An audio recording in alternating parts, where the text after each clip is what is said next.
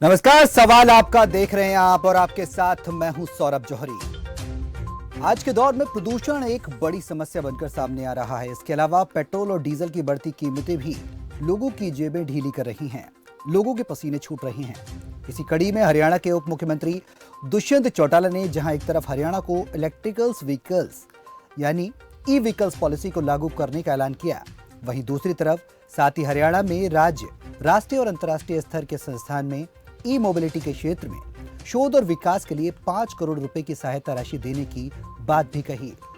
आपको बता दें कि ई व्हीकल्स पॉलिसी को लेकर हरियाणा सरकार ने मंथन किया और संबंधित विभाग के सभी अधिकारियों के साथ बैठकें कर 20 नवंबर तक इसे लागू करने की बात कही है।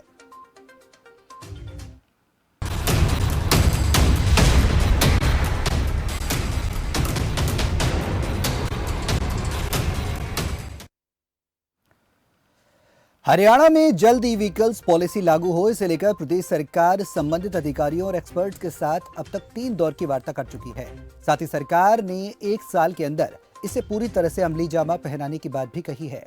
इसे लेकर खुद हरियाणा के डिप्टी सीएम दुष्यंत चौटाला ने प्रेस कॉन्फ्रेंस की। क्या कुछ कहा उन्होंने, आपको सुनाते हैं, उसके बाद करेंगे चर्चा की शुरुआत। पॉलिसी पे मैन्युफैक्चरिंग और लोगों को इलेक्ट्रिक व्हीकल ज़्यादा मिले, सस्ते मिले, उसके अंदर इंडस्ट्री से भी, विभागों से भी 3 दौर की चर्चा पहले हुई और आज फाइनल अंतिम डिस्कशन ऑन ऑल बेनिफिट्स हमने करे हैं कि आने वाली 1 महीने के अंदर अंदर हम प्रदेश में इलेक्ट्रिक व्हीकल पॉलिसी लेकर आएंगे, जिसमें व्हीकल बनाने से व्हीकल की यूटिलाइजेशन और उसके साथ साथ व्हीकल के चार्जिंग पॉइंट्स भी हम ज़्यादा से ज़्यादा डेवलप कर पाएँ, इसके ऊपर प्रदेश का फोकस रहेगा। और मैं ये मानता हूँ जिस तरीके से पेरिस के अंदर इंडिया ने एक बहुत बड़ा चैलेंज लिया था कि हम अपने कार्बन इम्प्रिंट्स को कम करेंगे, और आप खुद देखते हैं किस तरीके से एनजीटी निरंतर हमारे ऊपर प्रतिबंध लगाती रहती है। आज समय आ चुका है कि हम उस कन्वर्शन की ओर जाएं और कैसे 2 व्हीलर्स को, 3 व्हीलर्स को, 4+ व्हीलर्स को कैसे प्रमोट किया जाए, इसके ऊपर अलग अलग बेनिफिट्स कौन कौन सा विभाग देगा, उसके ऊपर आज चर्चा करी है। और मैं उम्मीद करता हूं कि हम 30 दिन का टारगेट लेते हैं कि 20 नवंबर से पहले प्रदेश के अंदर हम इलेक्ट्रिक व्हीकल पॉलिसी तो पूरी तौर पर लॉन्च करेंगे। परचेज के अंदर उसको 1 टाइम कूपन बेनिफिट कैसे दिया जाए, कितना दिया जाए, उसके चार्जिंग स्टेशन को कैसे सब्सिडाइज किया जाए, क्योंकि आज जो फास्ट चार्जिंग स्टेशन है वो 12 लाख से 20 लाख तक की वैल्यू है, उस पर एडिशनल बेनिफिट कैसे दिया जाए, रजिस्ट्रेशन कॉस्ट जो है उसको मिनिमाइज कैसे किया जाए कि लोग पेट्रोल डीजल से अपने आप को इलेक्ट्रिक व्हीकल की ओर लेकर आए। इवन कि अगर वो कमर्शियल में अपने आप को कन्वर्ट करते हैं तो उसमें उसको क्या बेनिफिट दिया जाए, इन तमाम विषयों पर हमने चर्चा करी है। और एक ऐसी पॉलिसी हम लेकर आएंगे जो आने वाले समय में मोटिवेट करेगी कि we switch to electric vehicle. देखिए, हमने ये टारगेट तो जरूर लिया है कि हम 1 साल के अंदर 2 व्हीलर 3 व्हीलर्स नहीं, 4 व्हीलर चाहे वो बस की कैटेगरी में आते हो, एटलीस्ट हम 5000 से प्लस इलेक्ट्रिक व्हीकल्स हमारी सड़कों पे देख पाएँ। इसके अंदर स्पेशली गवर्नमेंट एम्प्लॉयज़ जो व्हीकल्स यूज़ करते हैं उनकी कन्वर्शन की बात हो, गवर्नमेंट एम्प्लॉयज़ के पर्सनल व्हीकल के तौर पे अगर लेते हैं उसकी बात हो, एक एक विषय को ध्यान में रखते हुए इस पॉलिसी को बनाया जाएगा। और मैं मानता हूँ 2021 के बाद जब हम 22 में एंटर करेंगे तो आप खुद हरियाणा की सड़कों पर इलेक्ट्रिक व्हीकल्स को बड़ी तादाद में देखेंगे। तो सवाल आपका मैं आज बात करेंगे ई व्हीकल्स की कि हरियाणा को ई व्हीकल्स मिल पाएंगे। इलेक्ट्रॉनिक व्हीकल्स को लेकर उप मुख्यमंत्री दुष्यंत चौटाला ने जो ऐलान किए हैं उसको लेकर एक नजर डालते हैं अब फिलहाल के सवालों पर। और सवाल है कि प्रदूषण नियंत्रित करने में कितने कारगर हैं ई वाहन। क्या साल 2022 तक पूरी तरह योजना को पहनाया जाएगा अमली जामा। डिप्टी सीएम दुष्यंत चौटाला के ऐलान के क्या मायने माने जाएं। आम लोगों को कब तक उपलब्ध होंगे वाहन। पॉलिसी लागू करने के बाद कितना करना होगा इंतजार। रजिस्ट्रेशन प्रोसेस के क्या होंगे नियम, ये तमाम अहम सवाल सवाल आपका में आप कॉल कर सकते हैं। टेलीविजन स्क्रीन पर हम आपको नंबर दिखा रहे हैं, शो कर रहे हैं, फ्लैश कर रहे हैं। इन नंबर्स पर कॉल करके आप अपनी राय भी इस कार्यक्रम में रख सकते हैं।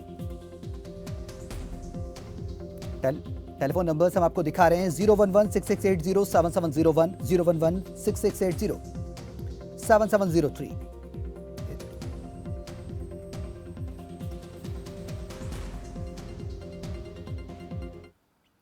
तो सवाल आपका में आज करेंगे चर्चा इसी मुद्दे पर कि आखिरकार इलेक्ट्रॉनिक वाहन की बात की जाए तो प्रदूषण के नियंत्रण के लिए कितने कारगर होंगे। तमाम मेहमानों से आपका तारुफ कराना चाहूंगा। सबसे पहले हमारे साथ अजय गुलिया जी, प्रवक्ता हैं जेजेपी के, उनका स्वागत करना चाहूंगा। इसके साथ ही अभिनव शर्मा है, फाउंडर evehicles.com के, हमारे साथ दोनों जुड़ चुके हैं। बहुत बहुत शुक्रिया आपका इस चर्चा में शामिल होने के लिए और समय निकालने के लिए।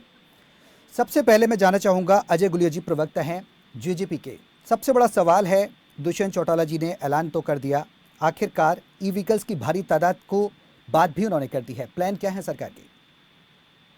देखिए, मैं सबसे पहले तो एक चीज कहना चाहूंगा, well beginning is half done. आपने अच्छी शुरुआत करी जी। देखिए, कुछ लोग, मैं एक चर्चा को थोड़ा विस्तार से करना चाहूंगा कि कुछ लोग जैसे हरियाणा प्रदेश के अंदर किसान के खाते में सीधे पैसे आए थे, तो इसका विरोध करा, पंजाब कांग्रेस ने करा, हरियाणा कांग्रेस ने करा और राजस्थान कांग्रेस ने करा। अब दोनों स्टेट ने इस स्कीम को लागू करा कि नहीं करा। देखिए, हमें भविष्य के बारे में सोच करके आदमी अतीत से सीखता है और भविष्य की कल्पना करता है। हमें चीजें सोचनी चाहिए कि प्रदूषण को कैसे नियंत्रित किया जा सके। और इसमें देखिए, आपको समाज के लिए अपना योगदान किसी ना किसी रूप में देना पड़ेगा। तो सरकार की ये सोच है कि हम प्रदूषण को नियंत्रित करने के लिए ई व्हीकल्स का इस्तेमाल करें, शुरुआत करें गवर्नमेंट के व्हीकल्स के अंदर, कर्मचारियों के अंदर, ताकि आम लोगों तक ये बात जाए कि ई व्हीकल्स ना सिर्फ सस्ते हैं बल्कि प्रदूषण कम करने में भी सहायक है। तो ये सारी चीजें जब क्लब करेंगी तो अल्टीमेटली बेनिफिट किसको होगा? हरियाणा को। देखिए, पेट्रोल, डीजल, ऑयल, अगर मैं बात करूं, अगर विस्तार से करें, किसी राजनीतिक दल का प्रवक्ता ना होने के नाते भी मैं बात करूं, तो ये सारी चीजें ऐसी हैं जो एक ना एक दिन खत्म हो जाएंगी। तो हमें इस प्रकार की एनर्जी के इस्तेमाल के बारे में सोचना चाहिए जिसको कि दोबारा रिक्रिएट किया जा सके। जैसे पानी से बिजली बनाई जा सकती है, जैसे सोलर एनर्जी है आजकल, उससे बिजली बनाई जा सकती है। तो जितना हम इन मोड्स पर जल्दी से जल्दी ट्रांसफर हो जाएंगे, कन्वर्ट हो जाएंगे, वो अल्टीमेटली सबका बेनिफिट है। और सरकार ने इसके लिए कदम उठाया, पॉलिसीज आ रही है। अब मैं कहना चाहूंगा, Dushyant ji made it very clear, crystal clear. उन्होंने बता दिया कि रजिस्ट्रेशन के अंदर भी छूट होगी।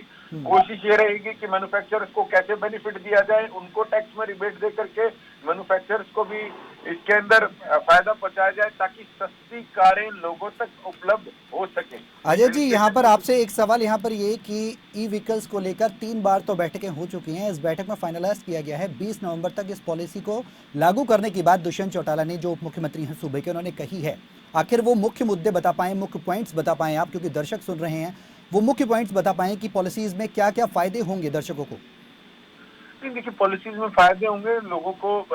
जो इस प्रकार की कंपनीज हरियाणा प्रदेश में आकर के अपने उद्योग लगाएंगी, उनको टैक्स में रिबेट मिलेगी, उनको पॉलिसीज में उनको रिबेट मिलेगी। जब वो सस्ती मैन्युफैक्चरिंग कर पाएंगे, कम टैक्स दे करके, तो लोगों तक सस्ते व्हीकल्स वो दे पाएंगे।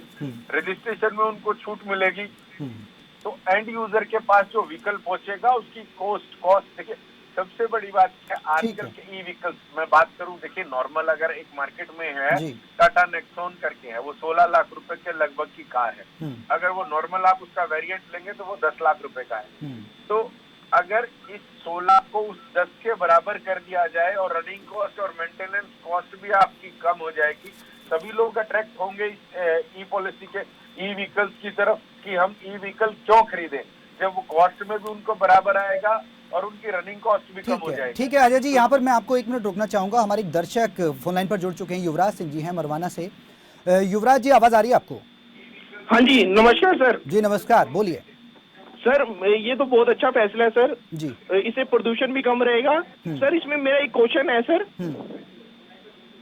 मेरा एक क्वेश्चन है, इसमें जैसे रिटायर्ड गवर्नमेंट एम्प्लॉइज है, बिल्कुल, तो उनको फायदा हो सकता है सर इसमें, जैसे इस पॉलिसी में? बिल्कुल, यही सवाल है और ये सवाल मैं अजय गुलिया जी से ही इसका रिएक्शन लेना चाहूंगा। अजय गुलिया साहब, दर्शक पूछ रहे हैं कि रिटायर्ड पर्सन्स हैं, उनको सरकार ने क्या कुछ योजनाएं बनाई हैं? हाँ, रिटायर्ड गवर्नमेंट जो एम्प्लॉइज हैं उनको क्या फायदा होगा इस पॉलिसी के तहत, कुछ बता पाएं आप? देखिए, मैं आपको एक चीज स्पष्ट कर दूं कि उन्होंने स्वयं कहा कि 30 नवंबर तक ये पॉलिसी आएगी। जो मुख्य बिंदु थे जो जिस पर के चर्चा हुई वो मैंने आपको बता दिया। अब रिटायर्ड गवर्नमेंट ऑफिशियल्स के लिए, किसी भी ऑफिशियल्स के लिए पॉलिसी में क्या छूट आती है वो तो 30 नवंबर को पता चलेगा। पर मैं एक चीज इनको जरूर अश्योर कर देना चाहता हूँ दर्शकों को कि जो भी इस चीज के लिए कदम बढ़ाएगा कि हरियाणा प्रदेश के अंदर प्रदूषण रहित हरियाणा प्रदेश हो, ई व्हीकल्स को मोटिवेट किया, खरीदने वालों को मोटिवेट किया जाए, तो वो सारे बिंदु इस पॉलिसी के अंदर कंसिडर किए जाएंगे। जैसा कि आपने कहा 3 मीटिंग हो चुकी है। देखिए, Rome was not built in a day. 3 मीटिंगों के अंदर ये तय किया कि कौन कौन लोग इच्छुक हो सकते हैं, कौन कौन पोटेंशियल बायर है, उनको क्या क्या बेनिफिट सरकार दे सकती है। सारे बिंदुओं पर चर्चा हुई और बेस्ट पॉलिसी आपके सामने होगी। मैं आपको आश्वस्त करना चाहता हूँ, जरूर गवर्नमेंट एम्प्लॉइज के लिए इसके अंदर, जैसा कि दुष्यंत जी ने बताया भी, जी ठीक है, वो पर्सनल व्हीकल भी अपना कोई खरीदते हैं तो उसके अंदर भी किस प्रकार से उनको मोटिवेट किया जा सके, उन्होंने अपने स्टेटमेंट में ये स्पष्ट किया। मैं आश्वस्त करता हूं उनको कि जरूर उनके लिए कुछ ना कुछ इसके अंदर है। ठीक है, एक और दर्शक हमारे साथ फोन लाइन पर जुड़ चुके हैं, प्रदीप जी हैं जालौन से। प्रदीप जी, सवाल पूछे अपना। 12-0 से बोल रहा हूँ सर। हाँ ठीक है, बोलिए। मैं इनसे आपके चैनल को देख रहा हूँ, जो बीजेपी के प्रवक्ता रहते हैं हर सवाल में कांग्रेस कांग्रेस कांग्रेस करते हैं, तो सरकार तो भारतीय जनता पार्टी चला रही है जी। अभी ये कांग्रेस की बुराई करने में किसान हूँ जी, और डीजल एक काम कर रोज। इसका मतलब आपने चैनल देखा नहीं, कांग्रेस का तो एक बार जिक्र है नहीं, इसका मतलब आपने चैनल देखा नहीं। ठीक है। मैं आपके देखिए चलिए, बहुत बहुत शुक्रिया। आपको बता दें कि जिस टॉपिक पर बात हो रही है उसी से जुड़े हुए सवाल पूछिए कि अभी प्रदूषण नियंत्रण की बात की जा रही है, इलेक्ट्रॉनिक व्हीकल्स की बात की जा रही है और किसानों को लेकर अभी हमने मुद्दा ही नहीं उठाया है। जो मुद्दा उठाया है हम अपने दर्शकों से गुजारिश करेंगे कि उसी मुद्दे पर बात करें। चलिए, अब मैं रुक करूंगा। हमारे दूसरे पैनलिस्ट हैं अभिनव शर्मा जी, हैं जुड़े हुए हैं हमारे साथ। अभिनव जी, किस तरीके से देख रहे हैं इस चुनौती को? प्रैक्टिकलिटी की अगर बात की जाए तो कितने कारगर होंगे ई वाहन ग्राउंड्स पर और कितनी बड़ी चुनौतियां सरकार के लिए होने वाली हैं? देखिए, ये जो दशक है ये एक गेम चेंजर दशक है और जो हम देख रहे हैं कि जो बाहर के देश हैं जैसे यूरोपियन कंट्रीज हैं या यूएसए है, वो इस पे फुल स्पीड से फुल रिबेट्स के साथ टैक्सेस जो सारी चीजें हैं वो सारा मेंशन करते हुए आगे की तरफ बढ़ रहे हैं। तो भारत के लिए जो मुख्य जो इसमें चुनौती है वो एक तो इसकी बैटरी की कीमत की है, दूसरा चार्जिंग स्टेशन की है। अब सरकार के साथ दिक्कत क्या आती है कि सरकार का जो सबसे मुख्य स्रोत जो आय का है वो पेट्रोल है और इस वजह से सरकार को ये निर्णय लेने में थोड़ा देरी हो रही है कि वो जो रेवेन्यू है वो कवर कैसे किया जाए। परंतु मुझे जो लगता है कि जिस तरीके से ये जो टेक्नोलॉजी है, अब ये फ्यूचर की टेक्नोलॉजी नहीं रही। अब हम देख रहे हैं कि 2 व्हीलर्स बड़े इजीली आप सिटीज में देख सकते हैं और मैं आपको बताना चाहूंगा कि भारत ई व्हीकल के मामले में दुनिया का सबसे अधिक ई व्हीकल इंडिया में है। वो सिर्फ इसलिए क्योंकि यहाँ पे जो ई रिक्शाज हैं उनकी वजह से जो पूरा जो अगर आप पूरी देखेंगे संख्या तो ई व्हीकल्स की सारी दुनिया में सबसे ज्यादा है। अब सबसे बड़ी बात यह है कि जो कार चलाने वाले हैं उनको जो चार्जिंग स्टेशन हैं वो अगर सुविधाजनक तरीके से अलग अलग जगह पे मिल जाएं तो डेफिनेटली इसमें अगर गवर्नमेंट अगर कुछ करे तो ये करे कि जो चार्जिंग स्टेशन है वो प्राइवेट कंपनियों को देने की बजाय अगर सरकार अपने पास उसको रखे, क्योंकि मैं देख रहा हूँ कि पैनासोनिक वगैरह है वो टेंडर अब निकाल रहे हैं कि वो प्राइवेट प्लेयर्स, अगर सरकार ये रेवेन्यू अपने पास रखना चाहती है तो चार्जिंग स्टेशन और पब्लिक ट्रांसपोर्ट ये 2 चीजें अपने पास रखे तो डेफिनेटली मैं सोचता हूं कि एक बैलेंस हो जाएगा जो इनकम है सरकार की और जो ये चैलेंज है। जी चलिए अभिनव जी, मैं आपसे भी और भी सवाल लूंगा। इस बीच एक और दर्शक हमारे साथ फोन लाइन पर जुड़ चुके हैं, रणवीर सिंह रोहतक से हैं। रणवीर जी, अपना सवाल पूछिए, क्या सवाल है आपका ई व्हीकल्स को लेकर? नमस्कार जी सौरभ जी। नमस्कार। देखिए, प्रदूषण कम हो, हम बहुत खुश हैं कि हमारी जनता अच्छी तरह से सांस ले सके और प्रदूषण से बच के बीमारियों से बच सके जी। लेकिन हमारे देश में वही हालत है कि नाचना जाने ना आंगन टेढ़ा जी। और ये हमारी सरकार का सबसे पहला काम यही हो रहा है। हमारे पास न तो बिजली है कि हम इलेक्ट्रिक वाहन ले आएंगे, सबको चार्ज करते रहेंगे, फिर चार्ज के लिए इनके पास घरों में देने के लिए भी बिजली नहीं मिलेगी। आज ही कोयला नहीं है इनके पास में, तेल ये कहते थे हम कपड़े उतार के फिरते थे या ये कर देंगे। जब से मोदी जी ने ये रुपयों पर बैंक चेंज किए थे तब से देश को बर्बाद होना शुरू हो गया था। चलिए आज ठीक है, सरकार के लिए आप कह रहे हैं चुनौती है, क्या बचा है देश के अंदर। चलिए ठीक है, रिएक्शन लेना चाहूँगा, प्रवक्ता हैं जेजेपी के। चुनौतियां हैं लगातार, लेकिन इस बीच एक बात यहाँ पर यह भी है कि रजिस्ट्रेशन कॉस्ट में कितना फ़ायदा होगा, क्योंकि जो लोग जिनके पास डीजल और पेट्रोल के वाहन हैं वो अगर इलेक्ट्रिक व्हीकल्स में उसको कन्वर्ट कराते हैं, उसके रजिस्ट्रेशन का प्रोसेस क्या होगा, क्या नियम होंगे? सौरभ जी, मैं आपको जब एक चीज कह रहा हूँ कि पॉलिसी 30 नवंबर को आएगी तो ये सारे नियम और रूल्स रेगुलेशन तो 30 नवंबर को पता लगेंगे जी। लेकिन I can assure you for sure कि जितने भी रिलैक्सेशन सरकार की तरफ से दिए जा सकते हैं वो सारे दिए जाएंगे। देखिए, कोई किसी एक व्यक्ति के कह देने से या मेरे कह देने से पॉलिसी नहीं बनती। सारे अधिकारी उसके अंदर इन्वॉल्व होते हैं। सरकार की कोई सीमाएं होती हैं, कहाँ तक किस लिमिट तक वो जा सकते हैं, उस लिमिट तक जा करके बेनिफिट लोगों को दिया जाएगा। ठीक है, ठीक है, ठीक है, ठीक है, ठीक है। मैं अभिनव जी के पास जाना चाहूँगा। अभिनव जी, पॉल्यूशन कंट्रोल में कितने उपयोगी होंगे ई वाहन, और साथ ही बात की जाए डीजल पेट्रोल के वाहनों को क्या रिप्लेस किया जा सके? क्योंकि अगर एक स्टेट से दूसरे स्टेट में जाने की बात की जाए तो चार्जिंग स्टेशंस जगह जगह पर एक बड़ी चुनौती होगी। विद इन हरियाणा की बात की जाए तो हरियाणा में चार्जिंग पॉइंट्स लगाए जाएँ, कितनी बड़ी चुनौती।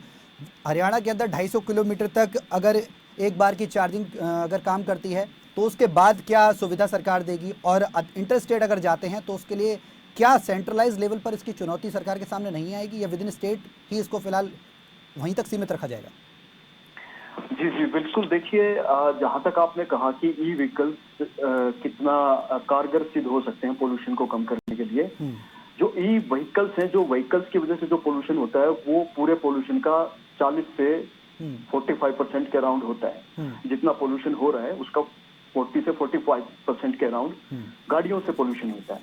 और आपने कहा कि जो चार्जिंग जो पॉइंट्स हैं उसमें एक नीति, जैसे अभी बधाई हो हरियाणा गवर्नमेंट ने इस नीति को लागू किया है। इससे पहले सेंट्रल गवर्नमेंट की फेम 2 की एक स्कीम ऑलरेडी सेंट्रल गवर्नमेंट ने किया हुआ है, और उसमें यह है कि गाड़ी कोई भी हो, उसका स्लॉट कोई भी हो, वो जो सारा जो स्टैंडर्ड है जो चार्जिंग पॉइंट्स का वो सबका सेम रहेगा।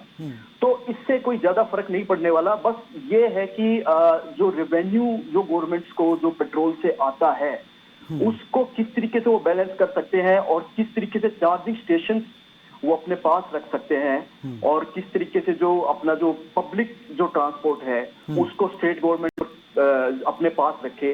तो ये सारे जो हैं, बाकी जो टेक्नोलॉजीज है वो इस तरीके की आ गई कि अभी जो गाड़ियां आ रही हैं वो 1000 किलोमीटर तक चल सकती है एक चार्ज में, और चार्जिंग का टाइम भी अब बहुत कम हो गया है, वो 15 मिनट्स में चार्ज हो जाती है। तो टेक्नोलॉजी इज देयर ओनली। अभी जो गवर्नमेंट को करना है कि वो सिर्फ चार्जिंग स्टेशंस लगाने हैं। गाड़ी कितनी भी महंगी है लोग खरीद सकते हैं, क्योंकि जो इलेक्ट्रिक गाड़ियां हैं वो बगैर गियर के होती हैं। तो ये जो स्टैंडर्ड है कि बगैर गियर वाली जो गाड़ियां होती हैं वो शुरू ही 12-13 लाख से होती हैं। तो लोगों को कोई प्रॉब्लम नहीं है कि अगर उनको 15 लाख की 16 लाख की कोई गाड़ी मिले तो गाड़ी की कॉस्टिंग लोगों के लिए प्रॉब्लम नहीं है। अभी जो प्रॉब्लम है वो चार्जिंग स्टेशन की है सर। तो उस पे अगर इस नीति में अगर कुछ बदलाव करेंगे, अगर चार्जिंग स्टेशन पे कर दिया तो डेफिनेटली हम हरियाणा की सड़कों पे, जैसे गुलिया जी ने बताया, हम आने वाले टाइम में इलेक्ट्रिक व्हीकल्स देख सकते हैं। गुलिया साहब यही कह रहे हैं कि 20 नवंबर के बाद जब पॉलिसीज लागू हो जाएंगी उसके बाद तस्वीरें साफ हो पाएंगी। हमारे साथ एक और दर्शक हैं, सतबीर सिंह कैथल से फोनलाइन पर जुड़ चुके हैं। सतबीर जी, अपना सवाल पूछिए आप। सतबीर जी, आवाज आ रही है आपको? अपना सवाल पूछिए सर। सर, ये व्हीकल के बारे में था सर। यहाँ ऐसी कोई इलेक्ट्रिक सुविधा नहीं है इनके पास में जी।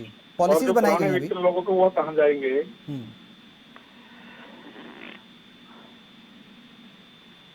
चलिए ठीक है, बहुत बहुत शुक्रिया सतबीर जी।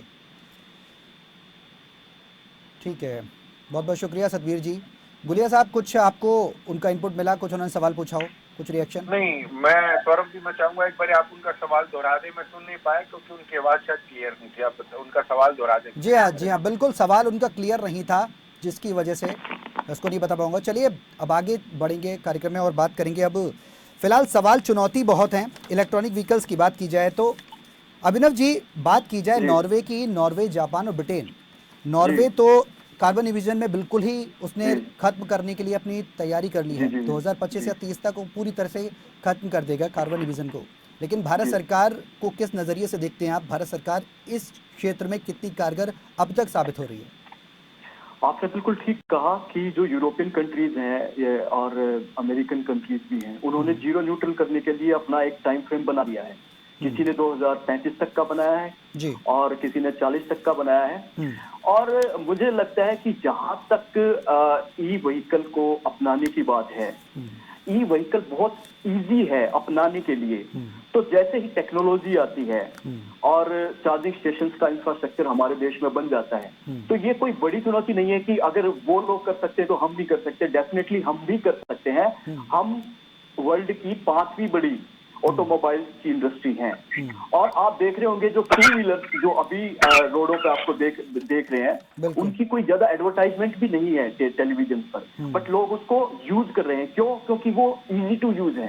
तो इसको कोई रोक नहीं सकता है। But the only thing is कि गवर्नमेंट अपना काम करे, वो इंफ्रास्ट्रक्चर को सिर्फ करे, और हम भी ज्यादा नहीं तो 2035-40 तक एटलीस्ट हम अपने 70-80% जो वाहन हैं वो हम कन्वर्ट कर सकते हैं इलेक्ट्रिक व्हीकल में।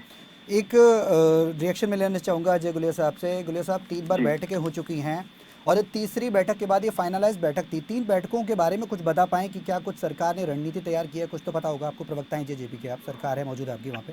नहीं सौरभ जी, देखिए तीनों बैठकों के अंदर एक ही बात पे चर्चा हुई कि अल्टीमेटली एंड यूजर को सबसे ज्यादा बेनिफिट कैसे हो, कैसे इनकरेज किया जाए लोगों को, ताकि लोग इसकी तरफ ज्यादा से ज्यादा मोटिवेट हों, ताकि हरियाणा के अंदर प्रदूषण के लेवल को कम किया जा सके।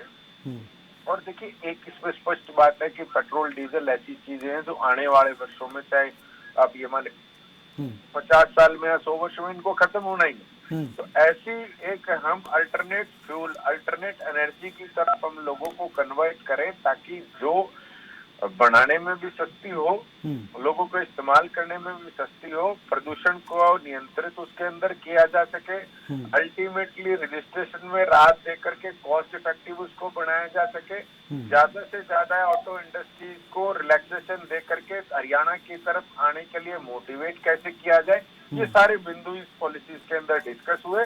और मैं आपको अश्योर कर देना चाहता हूँ, जैसे कि आज हरियाणा प्रदेश के युवा मुख्यमंत्री ने भी बताया कि ऐसी पॉलिसी आपके सामने आएगी जो इंडस्ट्रियलिस्ट को मोटिवेट करेगी हरियाणा में इंडस्ट्रीज लगाने के लिए, और साथ ही साथ एंड यूजर को भी मोटिवेट करेगी कि वो स्विच करें डीजल और पेट्रोल व्हीकल से इलेक्ट्रॉनिक व्हीकल की तरफ।